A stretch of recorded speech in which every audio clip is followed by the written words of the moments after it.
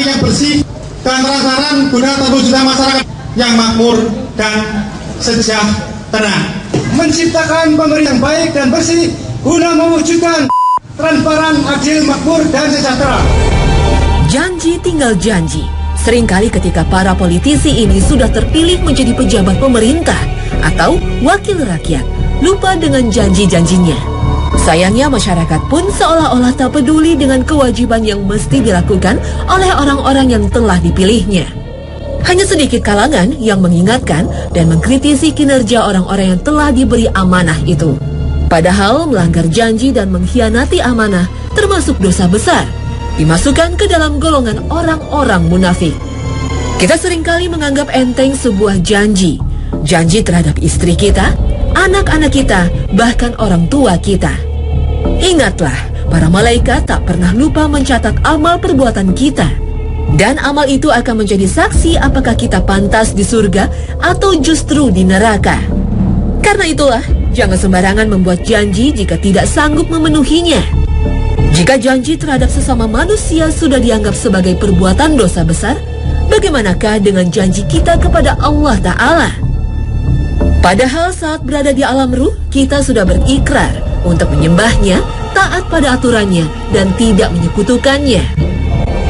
Dan ingatlah ketika Tuhanmu mengeluarkan keturunan anak-anak Adam dari sulbi mereka, dan Allah mengambil kesaksian terhadap jiwa mereka seraya berfirman, "Bukankah aku ini Tuhanmu?"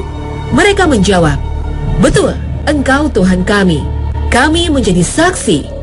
Kami lakukan yang demikian itu agar pada hari kiamat kamu tidak mengatakan, sesungguhnya kami Bani Adam adalah orang-orang yang lengah terhadap ini, keesaan Tuhan."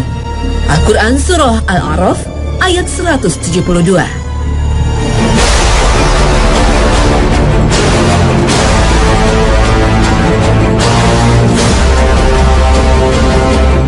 Assalamualaikum warahmatullahi wabarakatuh. Selamat pagi pemirsa Trans 7, Hasanah Ensiklopedi Islam Dunia.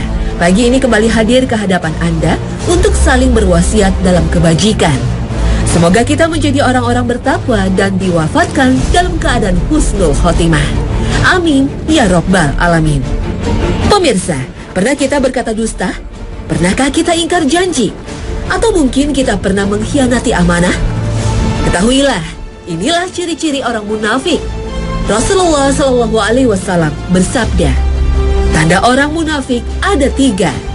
Jika bicara berdusta, jika diberi amanah berkhianat, dan jika berjanji menyelisihi. Hadis riwayat Bukhari Muslim. Seseorang disebut munafik karena ia menyembunyikan kebatilan dan menampakkan kebaikan. Kemunafikan atau disebut juga nifaq merupakan penyakit hati yang berbahaya sebagaimana dalam firman Allah Ta'ala. Dalam hati mereka ada penyakit, lalu ditambah Allah penyakitnya. Dan bagi mereka siksa yang pedih disebabkan mereka berdusta. Al-Quran Surah Al-Baqarah ayat 10. Ada 2 jenis kemunafikan, yaitu nifaq akbar atau kemunafikan besar dan nifaq asgor atau kemunafikan kecil. Nifaq akbar yang disebut juga kemunafikan i'tiqadi atau keyakinan karena ia menyembunyikan kekufuran dan menampakkan keislaman. Kemunafikan jenis ini jelas-jelas telah keluar dari Islam dan ancamannya kekal di neraka. Sedangkan nifaq asgor disebut pula kemunafikan amali, adalah menampakkan lahiriah yang baik dan menyembunyikan kebalikannya. Nifaq asgor tidak menyebabkan pelakunya keluar dari Islam. Meski demikian, hati-hatilah dengan kemunafikan kecil. Menurut Ibnu Rajab rahimahullah dalam Jami'ul Ulum wal Hikam, kemunafikan asgor adalah jalan menuju kemunafikan akbar. Sebagaimana maksiat adalah lorong menuju kekufuran. Sebagaimana orang yang terus-menerus di atas maksiat, dikhawatirkan dicabut keimanannya ketika menjelang mati. Demikian juga orang yang terus-menerus di atas kemunafikan asgor, dikhawatirkan dicabut darinya keimanan dan menjadi munafik akbar.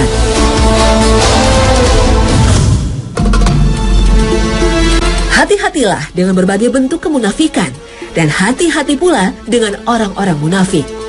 Allah Ta'ala telah mengabadikan dalam sebuah surah ke-63 dalam Al-Quran dengan nama Al-Munafikun.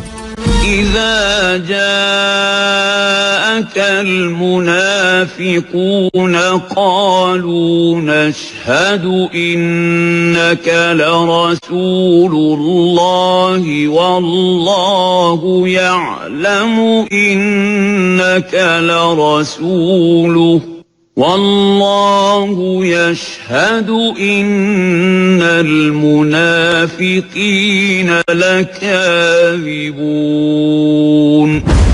Dalam kitab Lubabul Nukul fi Asbabin Nuzul karya Jalaluddin As-Suyuti dijelaskan bahwa Asbabul Nuzul ayat ini bersumber dari Zaid bin Arqam seperti diriwayatkan Al-Bukhari. Zaid bin Arqam mendengar Abdullah bin Ubay bin Salul berkata kepada teman-temannya, "Kalian jangan memberi nafkah kepada orang-orang yang dekat dengan Rasulullah SAW sebelum mereka meninggalkan agamanya.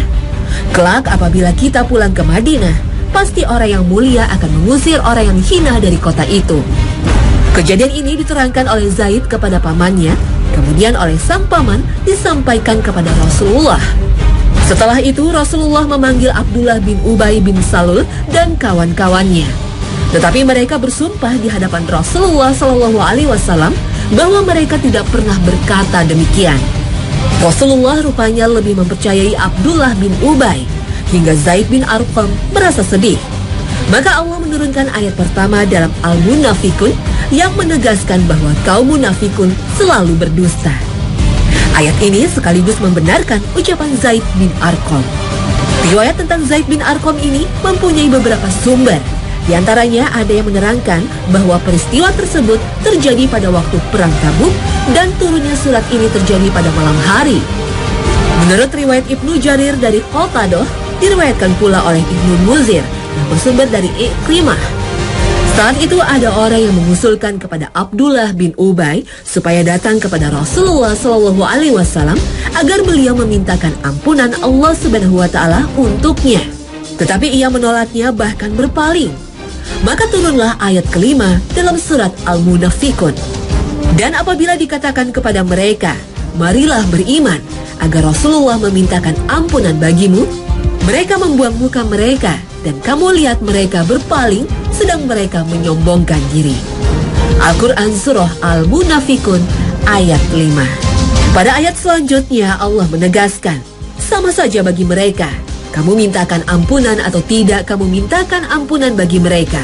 Sesungguhnya Allah tidak memberi petunjuk kepada orang-orang yang fasik. Al-Quran Surah Al-Munafikun ayat 6. Selain suka berbohong, orang-orang munafik suka membatalkan perjanjian secara sepihak serta tidak menepati perjanjian. Allah Subhanahu wa Ta'ala berfirman, yaitu orang-orang yang melanggar perjanjian Allah sesudah perjanjian itu teguh dan memutuskan apa yang diperintahkan Allah kepada mereka untuk menghubungkannya serta membuat kerusakan di muka bumi. Mereka itulah orang-orang yang rugi. Al-Quran Surah Al-Baqarah ayat 27. Ibnu Rajab rahimahullah menyatakan, mengkhianati perjanjian adalah haram dalam semua perjanjian seorang muslim dengan yang lainnya, walaupun dengan seorang kafir mu'ahad, yaitu orang kafir yang tinggal di negeri kafir yang telah mengadakan perjanjian dengan negara Islam. Rasulullah bersabda, barang siapa membunuh kafir mu'ahad tidak akan mencium bau surga, padahal wanginya surga tercium dari jarak 40 tahun perjalanan. Hadis riwayat Al-Bukhari. Menurut Ibnu Rajab, membatalkan perjanjian dengan seorang muslim besar dosanya. Apalagi membatalkan perjanjian untuk taat kepada pemimpin muslimin yang kita telah berbaiat kepadanya. Sebagaimana diingatkan dalam sabda Nabi, 3 golongan yang tidak akan diajak bicara oleh Allah Subhanahu wa Ta'ala di hari kiamat nanti tidak akan disucikan dan mereka akan mendapatkan azab yang pedih. Di antaranya, seorang yang membaiat pemimpinnya hanya karena dunia. Jika pemimpinnya memberi apa yang dia mau, dia penuhi perjanjiannya. Dan jika tidak, maka dia pun tidak menepati perjanjiannya. Hadis riwayat Al-Bukhari Muslim. Berdasarkan keterangan Al-Quran dan hadis Nabi, terdapat 30 ciri orang yang dikategorikan sebagai orang munafik. Selain dusta, ingkar, janji, dan khianat, ada beberapa ciri lain yang juga disebut sebagai perbuatan orang munafik, antara lain Mereka gemar memperolok orang yang bertakwa. Misalnya, dengan menyebut orang lain kolot, ekstrim, fanatik, dan lain sebagainya. Mereka pun suka mencela sedekah yang dikeluarkan orang lain. Allah Ta'ala berfirman, orang-orang munafik yang mencela sebagian dari orang-orang yang beriman mengenai sedekah-sedekah yang mereka berikan dengan sukarela, dan mencela orang-orang yang tidak dapat mengadakan apa-apa untuk disedekahkan kecuali sedikit sekedar kemampuannya, serta mereka mengejek-ejeknya. Allah akan membalas penghinaan mereka, dan mereka akan mendapat azab yang pedih. Al-Quran Surah At-Taubah ayat 79. Orang munafik, orang suka memperbesar kesalahan orang lain, bahkan menyebarkan berita-berita dusta. Demi sesungguhnya, jika orang-orang munafik dan orang-orang yang ada penyakit dalam hatinya, serta orang-orang yang menyebarkan berita-berita dusta di Madinah itu tidak berhenti dari perbuatan jahat masing-masing, niscaya kami akan mendesakmu memerangi mereka. Sesudah itu, mereka tidak akan tinggal bertetangga denganmu di Madinah, kecuali hanya sebentar. Al-Quran Surah Al-Ahzab ayat 60. Orang munafik menganggap ringan perkara-perkara yang melawan hukum Allah, menentangnya dengan melakukan berbagai kemungkaran dan kemaksiatan secara sembunyi. Ketika dia berada di tengah-tengah banyak orang, dia berpura-pura sebagai orang yang taat beribadah. Orang munafik adalah orang yang penuh dengan kepalsuan, penuh dengan rekayasa, dan lebih sibuk membangun topeng. Orang munafik itu berbahaya karena ia sesungguhnya dalam hatinya telah ingkar, tapi lahiriahnya menampilkan orang beriman. Dalam beribadah, orang munafik terlihat sangat khusyuk, tapi Allah tidak bisa dibohongi. Allah Maha mengetahui lubuk hati terdalam. Allah Ta'ala berfirman, sesungguhnya orang-orang munafik itu menipu Allah, dan Allah akan membalas tipuan mereka. Dan apabila mereka berdiri untuk salat, mereka berdiri dengan malas. Mereka bermaksud ria dengan salat di hadapan manusia. Dan tidaklah mereka menyebut Allah kecuali sedikit sekali. Al-Quran Surah An-Nisa ayat 142. Selain malas dan ria, orang munafik sangat berat menjalankan salat isya dan salat subuh, sebagaimana sabda Rasulullah. Sesungguhnya salat yang paling berat bagi orang munafik adalah salat isya dan salat subuh. Sekiranya mereka mengetahui apa yang terkandung di dalamnya, niscaya mereka akan mendatangi keduanya sekalipun dengan merangkak. Hadis riwayat Bukhari, Muslim.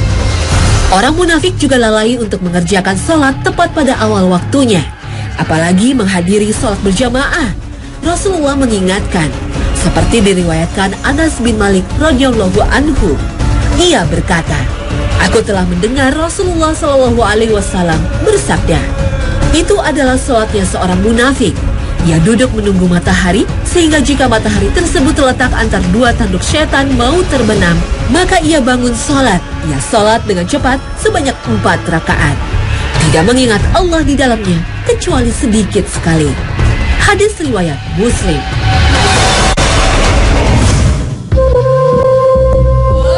Sejarah umat Islam tidak terlepas dari peran kaum munafik yang berusaha meruntuhkan kekuatan dan persatuan umat Islam. Munculnya kelompok munafik pada masa Rasulullah dimulai sejak kaum muhajirin hijrah ke Madinah. Di Madinah ada seorang tokoh munafik yang bernama Abdullah bin Ubay bin Salul dari suku Khazraj, yang awalnya akan diangkat sebagai raja oleh kabilah-kabilah Arab di Madinah. Setelah Rasulullah memenangkan perang Badar, banyak warga Madinah akhirnya memeluk Islam, termasuk Abdullah bin Ubay bersama keluarganya. Namun orang-orang munafik bagai duri dalam daging. Mereka berusaha merongrong persatuan umat dengan menebar berbagai fitnah. Kelompok munafik yang awalnya beragama Yahudi dan Nasrani hanya bertujuan untuk menanamkan keraguan kepada umat terhadap kebenaran Islam. Saat Rasulullah menyerukan untuk berjihad, kaum munafik ini enggan untuk mengorbankan harta, apalagi nyawanya. Bahkan mereka berani meninggalkan medan perang dan tidak mau tunduk pada perintah Rasulullah seperti yang terjadi pada perang Uhud. Saat turun ayat-ayat dalam surah Al-Munafikun yang terkait kemunafikan Abdullah bin Ubay, banyak sahabat mengira Rasulullah akan memerintahkan untuk membunuhnya. Saat itu Abdullah bin Ubay, putra Abdullah bin Ubay yang telah menjadi seorang muslim yang baik, datang kepada Rasulullah dan menyatakan dirinya siap untuk membunuh ayahnya sendiri meskipun hatinya pilu. Karena jika orang lain yang diperintahkan untuk membunuhnya, ia khawatir tidak bisa menahan diri untuk membalas dendam. Karena dalam tradisi Arab, darah harus diganti dengan darah. Tapi apa yang dikatakan oleh Rasulullah? Kita tidak akan membunuhnya. Bahkan kita harus berlaku baik kepadanya. Harus menemaninya baik-baik selama dia masih bersama dengan kita. Begitulah akhlak Rasulullah yang agung. Namun tipu daya dan kelicikan orang-orang munafik sangat membahayakan. Karena itulah Allah berfirman kepada Rasul-Nya, "Hai Nabi, berjihadlah melawan orang-orang kafir dan orang-orang munafik itu, dan bersikap keraslah terhadap mereka. Tempat mereka ialah neraka jahanam, dan itulah tempat kembali yang seburuk-buruknya." Al-Quran Surah At-Taubah ayat 73. Berbagai peristiwa perpecahan umat Islam tidak lepas dari konspirasi orang-orang munafik. Pembunuhan para khalifah Islam mulai dari Umar bin Khattab, Utsman bin Affan hingga Ali bin Abi Thalib. Semoga Allah meridhoi mereka akibat dari hasutan dan konspirasi orang-orang munafik. Tokoh munafik yang berhasil mengadu domba para sahabat Nabi adalah Abdullah bin Sabah, seorang Yahudi berasal dari Syan'ah, Yaman, yang dikenal juga dengan nama Ibnu Sabah. Ia datang ke Madinah kemudian berpura-pura memeluk Islam pada masa Khalifah Utsman bin Affan. Seperti ditulis Dr. Utsman bin Muhammad Al-Khamis dalam bukunya Hikbah Minat Thoriq. Ibnu Sabah banyak menyebarkan berita-berita bohong untuk merusak citra pemerintahan Utsman bin Affan. Antara lain dengan menyebarkan surat-surat palsu atas nama para sahabat utama yang isinya mencela Utsman bin Affan. Berbagai tuduhan yang dialamatkan kepada Utsman bin Affan antara lain soal pengangkatan anggota keluarganya menjadi pejabat pemerintah, keputusan untuk mengasingkan Abu Dzar ke Rabazah, bahkan Khalifah Utsman diisukan telah memukul Ibnu Mas'ud dan Ammar bin Yasir hingga terluka parah.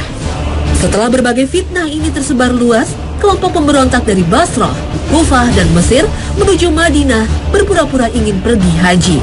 Padahal sesungguhnya mereka ingin memberontak kepada Khalifah Utsman. Menurut sebuah riwayat, para pemberontak berjumlah 2.000 orang dan mengepung kediaman Khalifah Utsman selama 40 hari hingga Khalifah Utsman terbunuh dalam peristiwa itu.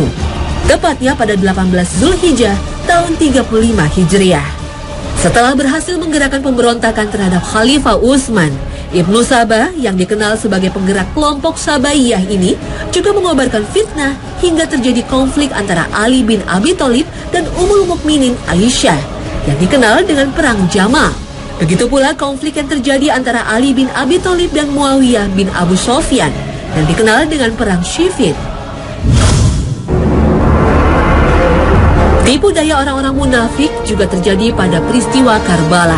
Husain bin Ali bin Abi Thalib beserta keluarganya dibunuh secara sadis oleh pasukan Kufah. Padahal Rasulullah SAW pernah bersabda, "Dua orang ini, Hasan dan Husain, adalah pemimpin para pemuda penduduk surga." Hadis riwayat Tirmizi. Sepeninggal Ali bin Abi Thalib, umat Islam saat itu memilih Hasan bin Ali untuk melanjutkan kekhalifahan, namun hanya berlangsung 6 bulan. Hasan bin Ali menyerahkan kekhalifahan kepada Muawiyah demi persatuan umat, dengan syarat Muawiyah akan menyerahkan kembali kekhalifahan kepada Hasan bin Ali. Karena itulah, tahun itu disebut Amul Jamaah atau Tahun Persatuan Umat. Tetapi Hasan lebih dulu wafat hingga Muawiyah menyerahkan kekhalifahan kepada anaknya Yazid. Namun Husain bin Ali tak mau membaiat Yazid. Sementara penduduk Kufah saat itu mengirim surat kepadanya agar datang ke Kufah untuk dibaiat sebagai khalifah. Banyak sahabat Nabi yang melarang Husain bin Ali untuk pergi ke Kufah. Bahkan Ibnu Umar yang saat itu berada di Mekah menyusulnya dengan menempuh perjalanan selama 3 hari. Setelah melakukan perjalanan yang jauh, Husain beserta rombongannya berhenti di sebuah tempat bernama Karbala. Saat itu mereka bukan disambut gembira oleh penduduk Kufah, justru dihadang oleh pasukan Ubaidullah bin Ziyad yang berjumlah 5.000 orang. Sementara Al-Husain hanya memiliki 72 penunggang kuda. Al-Husain menyadari dirinya tertipu oleh janji penduduk Kufah yang awalnya mendukungnya untuk meluruskan kekhalifahan yang diambil Yazid bin Muawiyah. Namun ternyata mereka berkhianat. Pada Jumat pagi hari pada 10 Muharram 61 Hijriah, berkobarlah peperangan antara dua pasukan yang tidak imbang. Pasukan Al-Husain menyadari tidak akan mungkin menang, namun mereka rela untuk membela cucu Rasulullah. Semuanya tewas satu persatu, tidak ada yang tersisa kecuali Husain bin Ali dan anaknya yang sedang sakit, Ali bin Husain. Namun tak ada satupun pasukan Ubaidullah yang berani mendekat dan membunuhnya, hingga Syamr berseru, "Celakalah kalian, apa yang kalian tunggu? Ayo maju." Mereka pun maju hingga Al-Husain terbunuh. Orang yang membunuh dan memenggal kepala cucu Rasulullah ini adalah Sinan bin Anas An-Nakhai. Al-Husain beserta keluarganya yang mulia dibantai secara sadis. Menurut Tariq Khalifah bin Khayyat, anak-anak Ali bin Abi Thalib yang ikut terbunuh dalam tragedi itu adalah Ja'far, Al-Abbas, Abu Bakar, Muhammad, dan Utsman. Sedangkan anak-anak Al-Husain yang ikut terbunuh adalah Abdullah dan Ali Al-Akbar. Sementara anak-anak Al-Hasan yang terbunuh adalah Abdullah, Al-Qasim, dan Abu Bakar. Dari anak-anak Muslim bin Aqil adalah Aun dan Muhammad. Semuanya berjumlah 18 orang. Semuanya keluarga Rasulullah. Orang yang memerintahkan untuk membantai Al-Husain beserta keluarganya adalah Ubaidullah bin Ziyad, gubernur Kufah. Tak lama setelah itu, Ubaidullah pun dibunuh oleh Al-Mukhtar bin Abu Ubaid yang menuntut balas atas terbunuhnya Al-Husain. Inilah tragedi yang memilukan dalam sejarah Islam. Namun bagi Husain, inilah jalan syahid yang Allah angkat derajat dan kemuliaannya. Pengkhianatan penduduk Kufah ini tercatat dalam sebuah doa Al-Husain sebelum wafat. Ya Allah, apabila Engkau memberi mereka kenikmatan, maka cerai beraikanlah mereka. Jadikanlah mereka menempuh jalan yang berbeda-beda. Dan janganlah restui para pemimpin mereka selamanya, karena mereka telah mengundang kami untuk menolong kami. Namun ternyata malah memusuhi kami dan membunuh kami. Inilah tragedi sejarah Islam yang kelam. Tragedi yang telah menebar berbagai fitnah, bahkan merenggut cucu kesayangan Rasulullah SAW beserta keluarganya. Kisah ini pun menyadarkan kita bahwa ancaman dan bahaya orang-orang munafik, sekecil dan sehalus apapun, mempunyai potensi besar untuk merusak keutuhan dan persatuan umat. Dan bisa jadi negara kesatuan Republik Indonesia ini. Nauzubillah.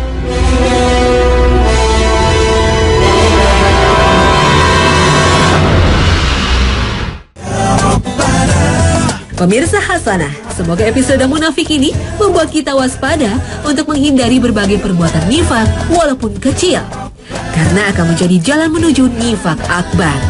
Dan yang perlu diingat, waspadalah dengan orang-orang munafik yang selalu menebar fitnah dan berbagai rekayasa untuk menghancurkan diri kita dan agama kita.